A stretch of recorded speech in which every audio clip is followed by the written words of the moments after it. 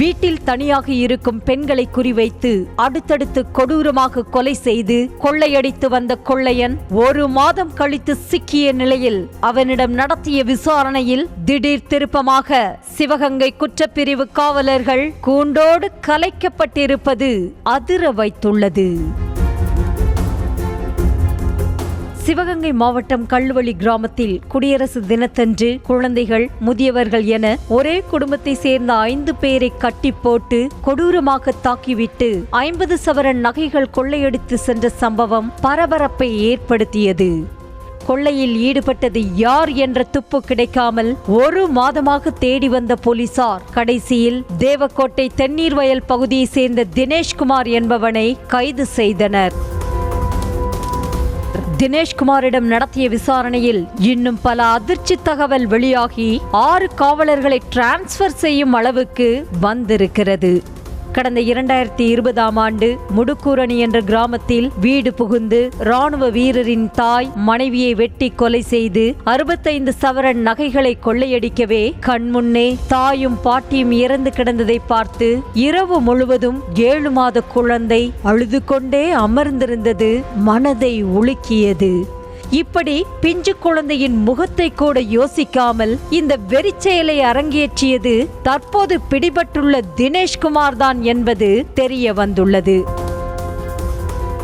அதே மாதிரி கடந்த ஆண்டு தேவக்கோட்டை அருகே கண்ணங்கோட்டை பகுதியில் தாய், மகள், 12 வயது சிறுவன் என 3 பேரும் இருந்த வீட்டிற்குள் புகுந்த தினேஷ்குமார் கண்மூடித்தனமாக தாக்குதல் நடத்தி 50 சவரன் நகைகளை கொள்ளையடித்திருக்கிறார். இந்த தாக்குதலில் தாயும் மகளும் பரிதாபமாக பலியாகினர். இப்படி வீடு புகுந்து கொள்ளையடித்தது மட்டுமல்லாமல் வழியில் செல்லும் பெண்களிடம் செயின் பறிப்பது போன்ற வழிப்பறி வழக்குகளிலும் சிக்கி இருக்கிறான் என்பதும் விசாரணையில் தெரிய வந்துள்ளது. இப்படி கொடூரனாக இருந்த தினேஷ்குமாரை கடந்த ஆண்டு நடந்த கண்ணங்கோட்டை கொள்ளையின் போது போலீசார் விசாரித்துள்ளனர். ஆனால் உரிய முறையில் விசாரிக்காததால் கண்காணிப்பு வளையத்தில் இருந்து தப்பிய தினேஷ்குமார் அந்த தைரியத்தில்தான் மீண்டும் ஒரு கொள்ளையை நிகழ்த்தியிருக்கிறான். அந்த வகையில் முறையாக விசாரணை நடத்தாமல் கொள்ளையனை தப்பவிட காரணமாக இருந்ததாக கூறி சிவகங்கை குற்றப்பிரிவு கூண்டோடு கலைக்கப்பட்டது. சார்பு ஆய்வாளர் ராமச்சந்திரன், தலைமை காவலர்கள் முத்துக்குமார், நடராஜன், இளங்கோ, செந்தாமரை கண்ணன், முதல்நிலை காவலர் விஜய் ஆகிய 6 பேரும் தேவக்கோட்டைக்கு கூண்டோடு டிரான்ஸ்பர் செய்யப்பட்டுள்ளனர். அத்தோடு புகாரில் சிக்கியிருக்கும் 6 போலீசாரும் கடந்த 10 ஆண்டுகளாக ஒரே இடத்தில் பணியில் இருந்ததும் தெரிய வந்துள்ளது.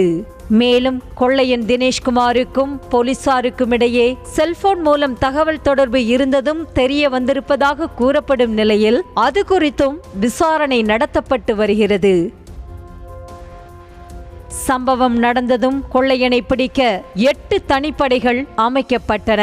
ஆனால் பல நாட்களாகியும் வழக்கில் பெரிய அளவில் முன்னேற்றமில்லாததை அடுத்து டிஐஜியே நேரடியாக தலையிட்டு தனியாக ஒரு தனிப்படையை அமைத்தார். இந்த தனிப்படைதான் தற்போது கொள்ளையன் தினேஷ்குமார் என்பதை அடையாளம் கண்டுள்ளது. அந்த வகையில் கொள்ளை வழக்கை முறையாக விசாரிக்க சொல்லி அழுத்தம் கொடுக்காமலும் கண்காணிக்காமலும் இருந்ததாக மாவட்ட எஸ்பி அரவிந்தும் மதுரைக்கு மாற்றப்பட்டுள்ளார். மதுரை எஸ்பியாக இருந்த டோங்ரே பிரவீன் சிவகங்கையின் புதிய எஸ்பியாக நியமிக்கப்பட்டுள்ளார்.